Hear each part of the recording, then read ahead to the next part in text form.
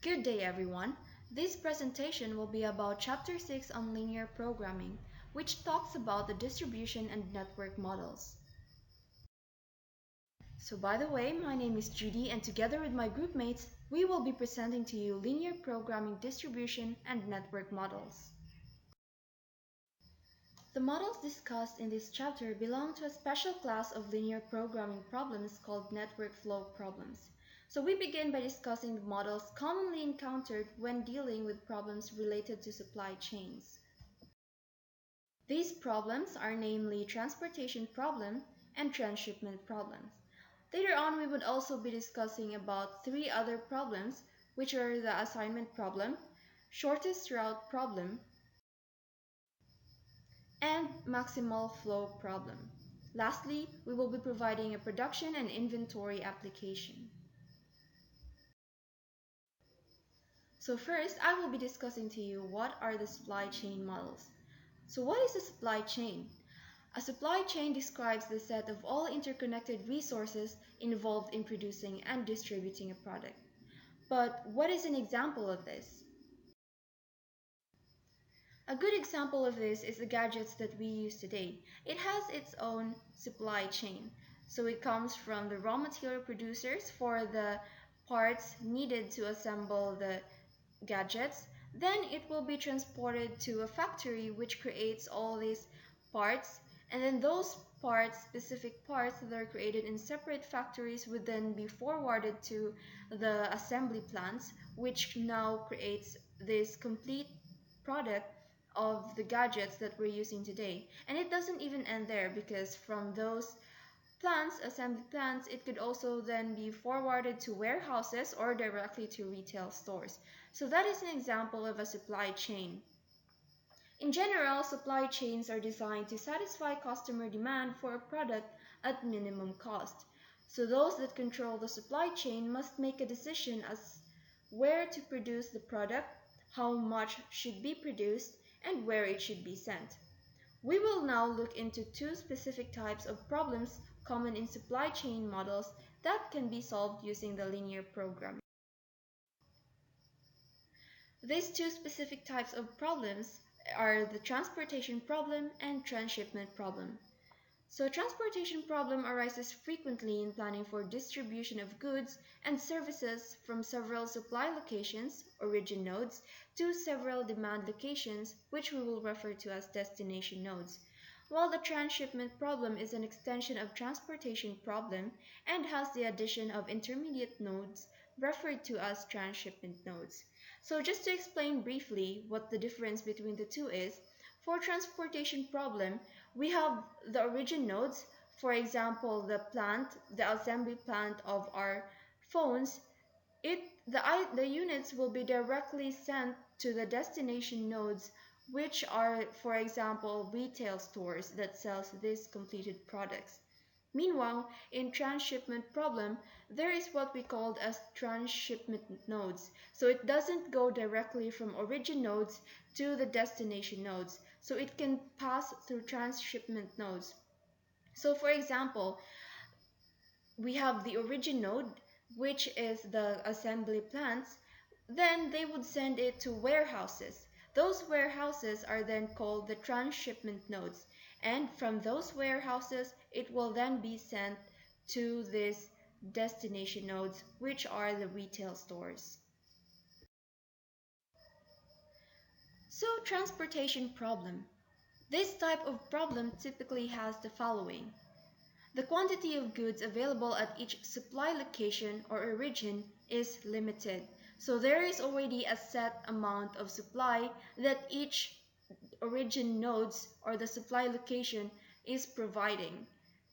And the quantity of goods needed at each several demand location or destination is known.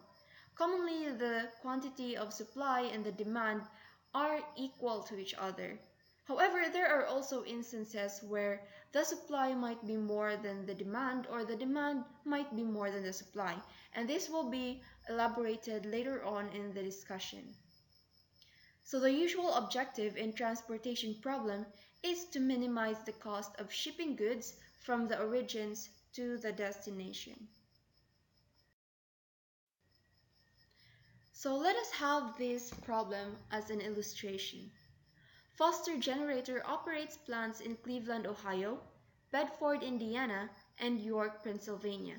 The production capacities over the next 3-month planning period for one particular type of generator are shown in Table 1.1. So for example, in Cleveland, it only has a maximum capacity of 5,000 units. So it has 5,000 units that they can produce. And for Table 1.2, this shows the demand for each of the distribution centers within the 3-month demand forecast. So for example, Boston needs 6,000 units shipped to them from the origin nodes.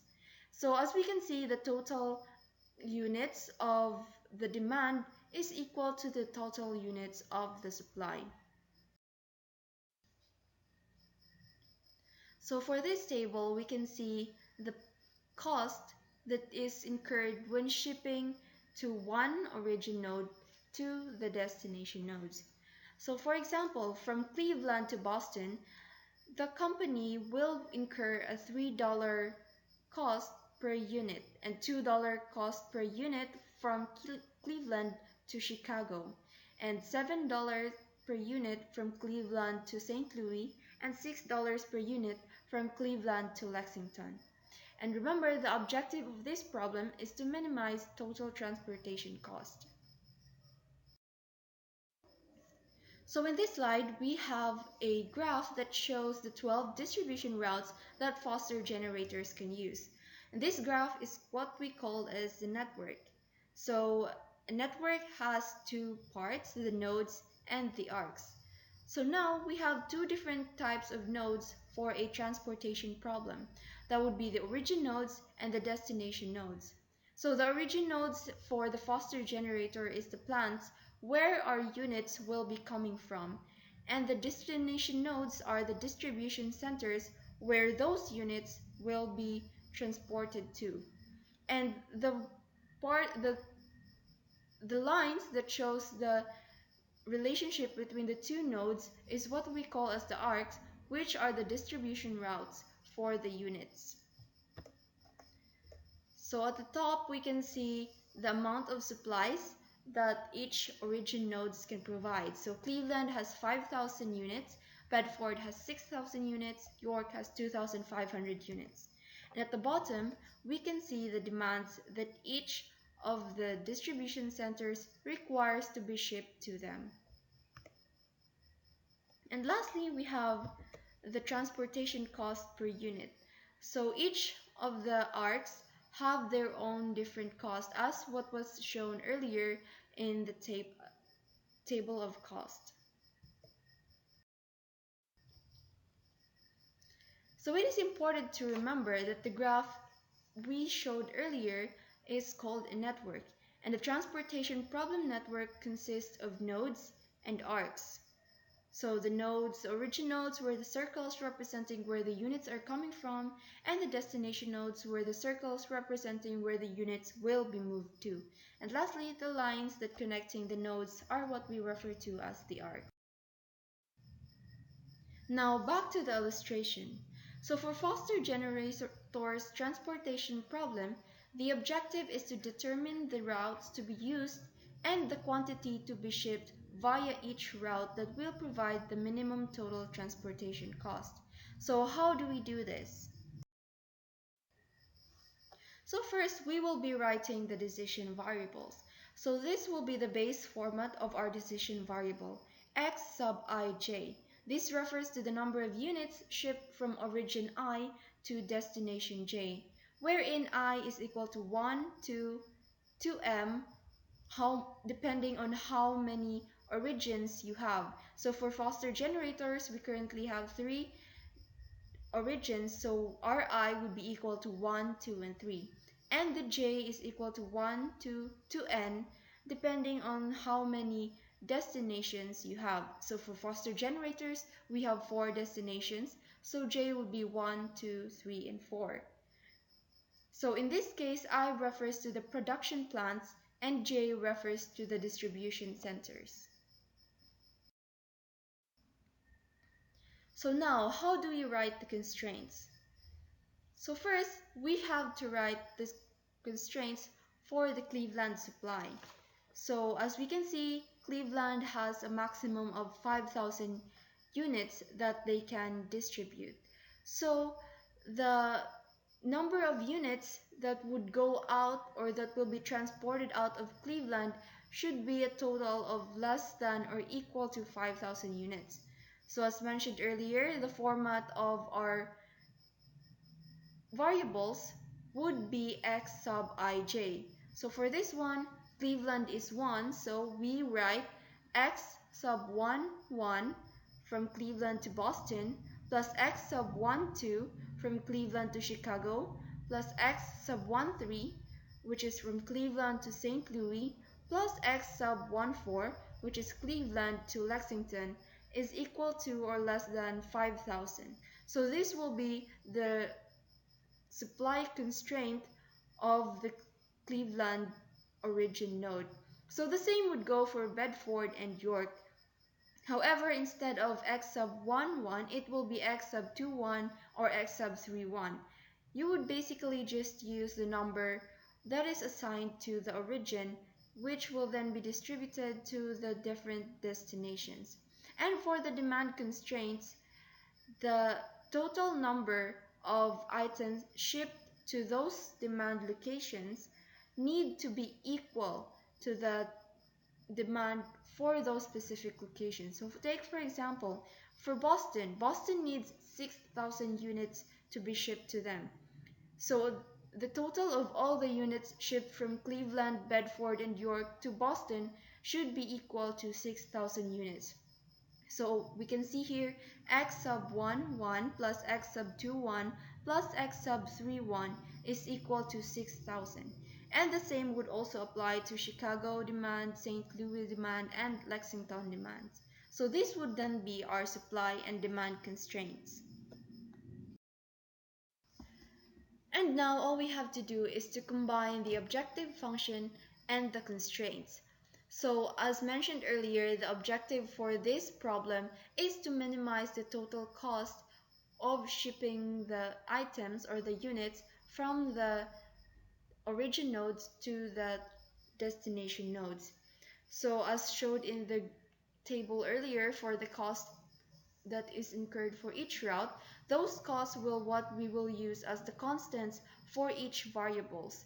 So for example, x sub 1, 1, which is from Cleveland to Boston, the cost is $3 per unit, so we will write as 3x sub 1, 1 plus the rest of the cost for shipping to each of the routes provided earlier. And this is what our final objective function line would look like.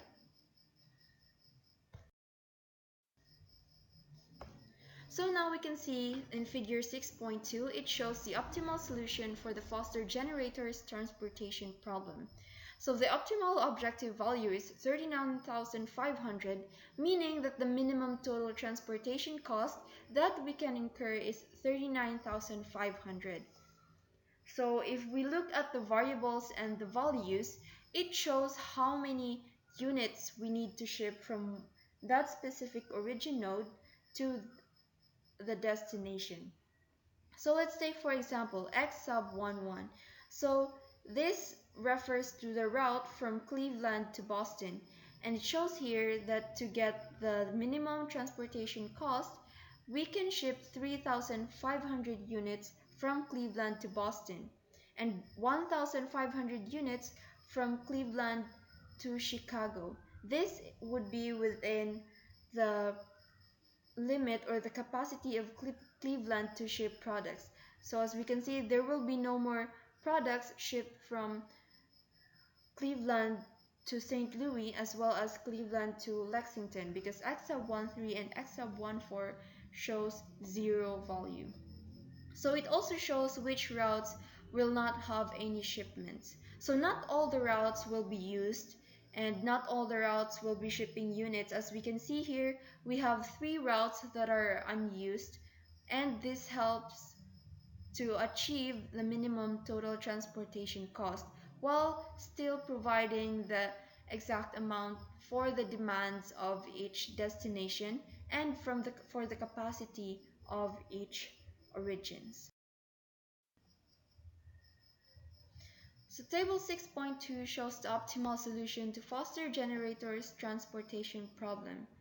So we can see the minimum cost of shipments on each route for the foster generators. So we already took out all the units or all the routes that were not shipping any units. And we can see here the breakdown of the $39,500 that we incurred for the total cost. So we can see here that from Cleveland to Boston, 3,500 units will be shipped for $3 cost per unit, and this totals to $10,500. And the same goes for the rest as well. This is what the breakdown of the cost will look like. So now back to the network that we showed earlier. This would give you a better idea or a better understanding of how it would look like. So we already took out all those routes that were not used, and we are now left with 6 routes that are currently shipping products to each destinations. So as we can see, York only ships to one destination, which is Boston. So it ships all of its 2,500 units directly to Boston to fulfill its 6,000 units requirement, since it's already received 3,500 units from Cleveland. Now there are several variations of the basic transportation model, and this involves one or more of the following. So total supply not equal to total demand, maximization objective function, route capacities or route minimums, and unacceptable route. So what is the total supply not equal to total demand problem variation? So the one we showed earlier, we saw that the total supply was 13,500 units, which is equal to the total demand of 13,500 units. But what if the total supply is greater than the total demand? So when the total supply is greater than the total demand, there is no modification necessary in the linear programming formulation. So the excess supply will just appear as slack since it was not being used, because you can't ship more than the demand because it was part of our constraint that the units coming in to the destination should only be equal to the demands of those destinations. And then excess supply from origin is just basically referred to as unused supply. They will remain in the origin and they are not being used. But what if total supply is less than the total demand? For this one, we need to add a dummy origin with a supply equal to the difference between the total demand and the total supply. So for example, as we can see here, Boston has 6,000 units required to be shipped to them. However, Cleveland can only ship 5,000 units to them. So we are missing 1,000 units. So that's why we add a dummy origin to fulfill these 6,000 units. However, as mentioned, it is just a dummy. So normally it is zero cost. And this would just be a representation of how those specific destinations are like not being provided with the amount that they required. So it is now up to the management to find ways to be able to fulfill that missing units. But for the problem, this is just basically a representation, and it really does nothing to the optimal solution or the problem in itself. So next is the maximization objective function. Sometimes problems ask to find a solution that maximizes profit or revenue. So the one that we used earlier wishes to minimize the cost of transportation. However, sometimes instead of the cost, what will be provided will be the profit gained if each units are shipped through this specific route. So in that time, our objective function would be a maximization function instead of a minimization. So this uses profit or revenue per unit as coefficients in the objective function, and this does not affect the constraints. So the constraints still remain the same. The only part of your linear programming model that is changed is the objective function itself.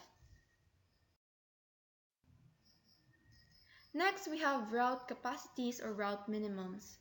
So this basically puts a limit or a capacity for each route. So the ones that we provided earlier were just the capacity of the origin as well as the demands of the destination. So when it is provided as well for the route capacities or route minimums, this means that each of those arcs, the routes that were presented earlier, also have their own value that will be corresponding to them. So to illustrate this, let us suppose that Foster generator's problem has a capacity of 1000 units for the York-Boston route due to limited space available on its normal mode of transportation. So with this, we will then need to add another constraint. So the variable for York-Boston route is x sub 31, which should be less than or equal to 1000 since it can only ship up to 1000 units for that route. And for the route minimum, let us assume that Foster generators should at least ship 2000 units for Bedford to Chicago. So the additional constraint would be x sub 22 should be greater than or equal to 2000. So from Bedford to Chicago, they can't ship any units less than 2000. And lastly, we have the unacceptable routes. So establishing a route from every origin to every destination may not be possible. And to address this, we remove the arcs for the unusable route and remove the corresponding variables from the linear programming formulation. So for example, earlier, let's take for example that Cleveland to St. Louis, route X sub 13 is unusable. So we just have to remove the line connecting Cleveland to St. Louis in the network to represent that this route is not available or it is not usable. And for the objective function, all we have to do is remove that variable from it as well. So as we can see, it only shows 3x sub 11 plus 2x sub 12 plus 6x sub 14. So there's no longer x sub 13 variable in this objective function. So instead of having a 12 variable 7 constraint linear programming formulation, we now have an 11 variable 7 constraint linear programming formulation. So here we have the general linear programming model for a transportation problem with m origins and n destinations. We use the following notation. X sub ij equals the number of units shipped from origin I to destination j. C sub ij refers to the cost per unit of shipping from origin I to destination j. Then we have S sub I referring to the supply or capacity of units at origin I, and lastly D sub j is equal to the demand in units at destination j. So here we have the baseline for a general linear programming model for transportation problems. So it is important to remember this format so that whenever we are facing a transportation problem, it would be easy for us to remember how to create the objective function line as well as identify the constraints. So for minimization problem, we have minimize summation of c sub ij times x sub ij, where I is equal to 1 to n and j is equal to 1 to n. So remember, c sub ij refers to the cost of transportation from origins I to destination j. These are the constants that will be provided in the problem because these are the costs for each route. And the x sub ij is the number of units that will be shipped from origin I to destination j. This will then be subject to the following constraints. So the first one, which is the supply constraint, so it would be summation of x sub ij, where j is equals to 1 to n, less than or equal to s sub I. So s sub I, as mentioned earlier, is the supply or units required for this origin I. And then we have the demand constraint, which is a summation of x sub ij, where I is equal to 1 to n, is equal to d sub j. So d sub j is the unit demanded for that destination j. And lastly, our implicit constraints, which is x sub ij should be greater than or equal to 0 for all I and j.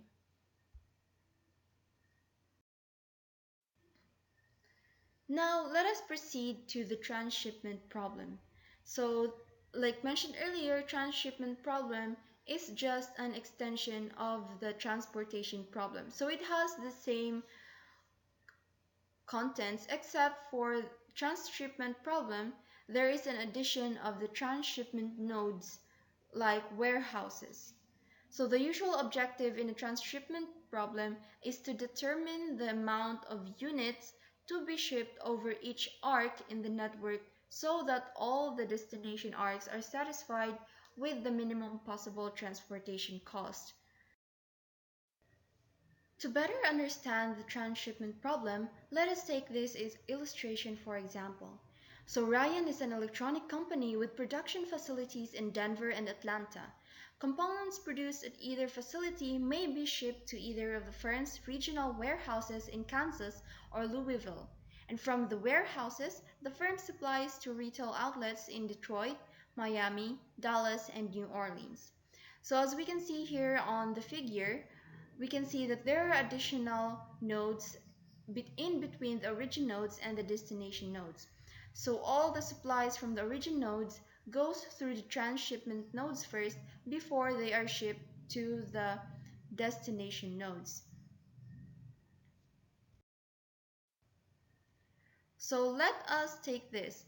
X sub ij will represent the number of units shipped from node I to node j.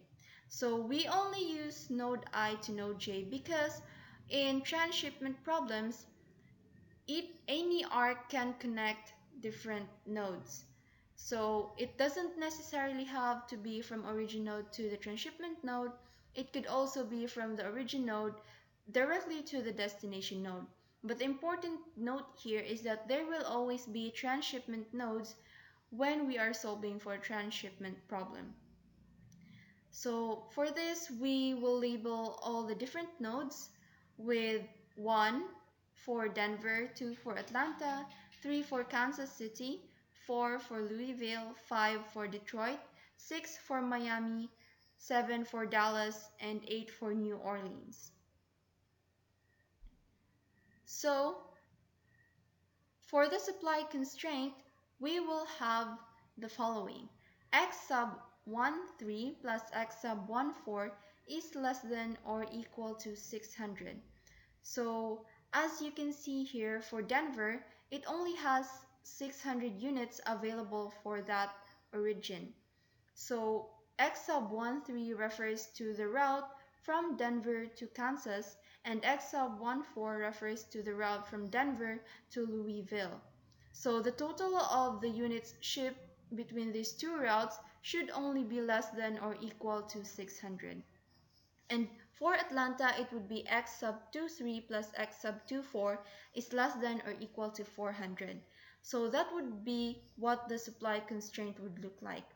Now note that the numbers of units shipped out from the transshipment nodes must be equal to the number of units shipped into the transshipment nodes. Because of course, you cannot ship items that you do not have. So for example, 300 units were shipped from Denver to Kansas, and 200 units were shipped from Atlanta to Kansas. So in total, you only have 500 units in Kansas City. So you cannot ship 600 units from Kansas City. You can, however, ship less than that, but it would be affecting the optimal solution. So we have to assume that the units shipped out of the transshipment nodes is equal to the units shipped into the transshipment nodes. But we will write this constraint. So if number of units shipped out of node 3, which is the Kansas City, is equal to x sub 35 from Kansas to Detroit, x sub 36 from Kansas to Miami, x sub 37 from Kansas to Dallas, and x sub 38 from Kansas to New Orleans. And the number of units shipped into node 3, meaning shipped from the origin to the transshipment node, is equal to x sub 13 from Denver to Kansas plus x sub 23 from Atlanta to Kansas. So we write the constraint as x sub 35 plus x sub 36 plus x sub 37 plus x sub 38 is equal to x sub 13 plus x sub 23. So to get the constraint for node 3, we write negative x sub 13 minus x sub 23 plus x sub 35 plus x sub 36 plus x sub 37 plus x sub 38 is equal to 0. So why did x sub 13 and x sub 23 became negative? So remember, these two variables refers to the number of items that are being shipped into the transshipment node. So these were originally in the right hand side of the equation. And in order to move them to the left hand side of the equation, we use the subtraction property of equation, which is why they have become negative x sub 13 minus x sub 23 plus the rest of the variables, which represents the number of items or units being shipped out of Kansas City. And for node 4, it would be the same. So it would be negative x sub 14 minus x sub 24 plus x sub 45 plus x sub 46 plus x sub 47 plus x sub 48 is equal to 0. So these two constraints will be our transshipment node constraint. Now, to write the demand constraint, the total number of units shipped to the destination node must be equal to the demand. So, for Detroit, it has to be a total of 200 units. So, x sub 35, which is representing the variable representing the route from Kansas to Detroit, plus x sub 45, which is the variable representing the route from Louisville to Detroit, is equal to 200, which is the demand for Detroit. And the same goes for the rest of the destination nodes. So the objective of this problem reflects the total shipping cost over the 12 shipping routes. So the objective function would be a summation of all these variables. So for example, Denver to Kansas City, so that would be 2x sub 13 plus 3x sub 14, which is Denver to Louisville, and the rest goes on as well. We will be having this objective function with all of its constraints. So as you can see, it is a 12 variable objective function with 8 constraints.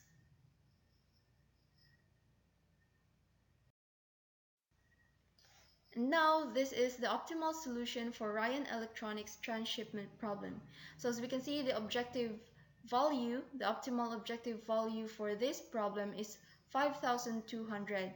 So the least cost that we can incur from fulfilling all the demands of the different destinations would be $5,200. So we can see here in the table as well which routes are not being used, as well as which routes are shipping which amount of units. So let's take for example x sub 13, which is the route from Denver to Kansas City. So we will be shipping 550 units from Denver to Kansas, and the rest of the units of Denver will be shipped to Louisville, which is 50 units. So arcs may connect any pair of nodes as mentioned earlier. So what will happen if we add a direct route from Atlanta to New Orleans and Dallas to New Orleans? So this would be the illustration. So now we have an additional route from Atlanta to New Orleans, which will be represented as the variable x sub 28, which costs $4 per unit, and Dallas to New Orleans, represented by the variable x sub 78, which incurs a cost of $1 per unit. So why is Atlanta to New Orleans x sub 28? So remember, the node for Atlanta is 2 and New Orleans is 8. So when representing this in the linear equation, it would be x sub 2 and 8. So now we will have this new and updated objective function. So as you can see in the objective function line, we added 4x sub 28 plus 1x sub 78. So this is representing the additional routes from Atlanta to New Orleans as well as Dallas to New Orleans. And it also changes some of the constraints. So for the origin node constraint, we will be adding x sub 28 to the constraint for Atlanta, because now we are shipping to 3 different routes from Atlanta. So we're shipping to Kansas, to Louisville, as well as New Orleans, and this needs to be represented in the constraint. So now our origin node constraint for Atlanta would be x sub 23 plus x sub 24 plus x sub 28 is less than or equal to 400. And for the destination node, we would also be subtracting x sub 78, since the destination to Dallas requires 350 units. However, since we added a route from Dallas to New Orleans, there is a possibility that we will be taking out some units from Dallas that will be shipped to fulfill the requirements for New Orleans. So it means that this could possibly decrease the amount of units that are fulfilling the shipments to Dallas. That is why it is important that we show this as well in the destination node constraint. So as you can see, now it is x sub 37 plus x sub 47 minus x sub 78 is equal to 350. And lastly, we also change the destination node constraint for New Orleans. So we add these two items that are two variables that are possibly gonna be shipping units to New Orleans as well. So that would, the final node constraint or destination node constraint for New Orleans would be x sub 38 plus x sub 48 plus x sub 28 plus x sub 78 is equal to 300. Now on this slide, we can see the optimal solution for the modified Ryan Electronics transshipment problem. So as we can see, the optimal objective value is now 4,600 instead of 5,200. So there has been a decrease in the minimum cost that we can incur by adding the two routes from directly from Atlanta to New Orleans as well as Dallas to New Orleans. So we can see here in the variables as well, x sub 24 originally had 400 units shipping from Atlanta to Louisville. However, now in this updated problem, we only are shipping 100 units from Atlanta to Louisville. And in the previous equation as well, x sub 48, which is the route from Louisville to New Orleans, we're shipping 300 units. However, if we can see here, they are no longer shipping 300 units, and instead we are shipping these 300 units to x sub 28, which is directly from Atlanta to New Orleans. So why does X sub 24 still have a unit of 100? That is because this unit of 100 is being shipped from Louisville to different locations. So one would be possibly to Dallas or to other locations. But the units that are shipped from Louisville to New Orleans are no longer there. That's why it is decreased to 100, since there was originally 300 being shipped from Louisville to New Orleans. And those 300 are now being shipped directly from Atlanta to New Orleans. So what are the problem variations for a transshipment problem? So transshipment problem is essentially the same as the transportation problem, so they also have the same variations. So this would be the total supply not equal to total demand, maximization of objective function, route capacities or route minimums, and unacceptable routes. So the solutions for this, or the addition, the changes relating to this type of variations, are also the same as the transportation problem. So here's the general linear programming model for a transshipment problem. We will be using the following notations. So x sub ij refers to the number of units shipped from node I to node j. So the difference of this with the transportation problem, instead of referring to it as origin node I to destination node j, we just refer to these as node I to node j, because sometimes with the addition of the transshipment node, the node I doesn't always have to be the origin node, but it could be the transshipment node. So to avoid that confusion, we just refer to them as node I to node j. And C sub ij is equal to cost per unit of shipping from node I to node j. S sub I refers to the supply at node I, and D sub j refers to the demand at destination node j. So this is a general linear programming model for a transshipment problem.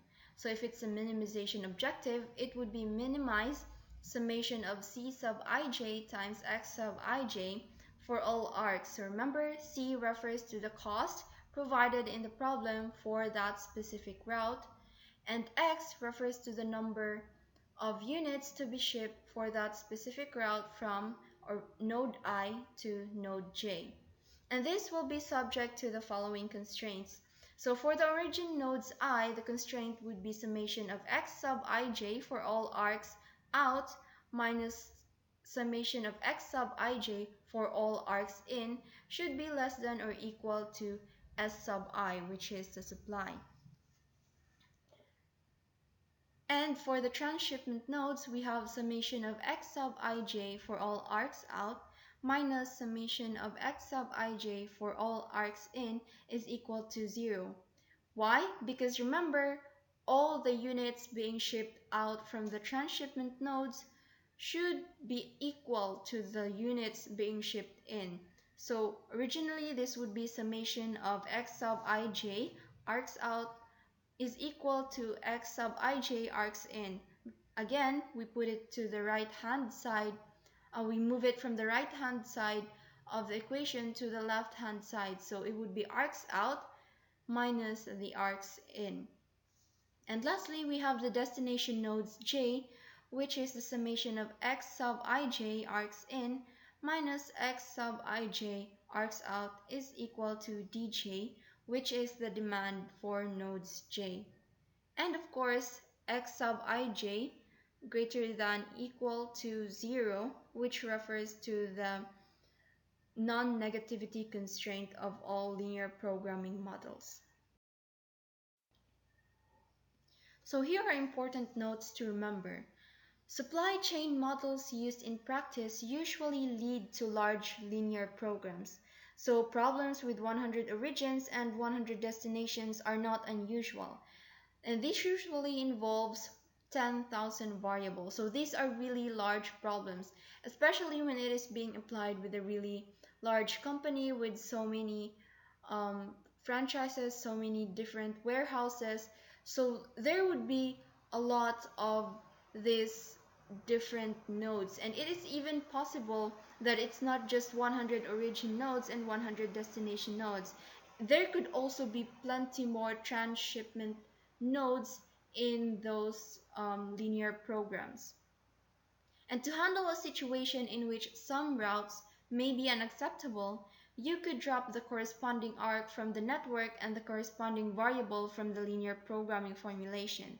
So as we mentioned earlier, we can just remove the lines connecting the origin node to the transportation node to represent that that route is not valid or is not usable, and in the objective function we can just remove the variable representing that route. However, there's another approach to assign an extremely high objective function cost to the unusable route. So by adding such an very high cost to this specific variable, the program would tend to avoid, or like, it would be the least priority of route because it has a massive cost which can greatly increase the cost of transportation, which is not what we were looking for since we are looking for a minimization of cost. Or you can add a constraint equating the unusable route to 0.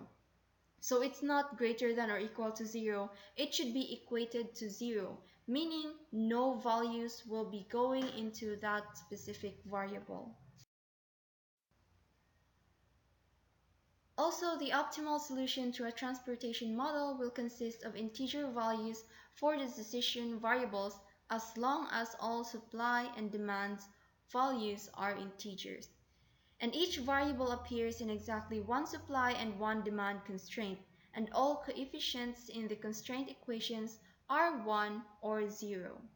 And lastly, summation x sub ij for all arcs out minus summation x sub ij for all arcs in is equal to negative d sub j. Writing the transshipment destination node constraint this way shows that the left hand side of each constraint is representing the outflow minus the inflow of the units.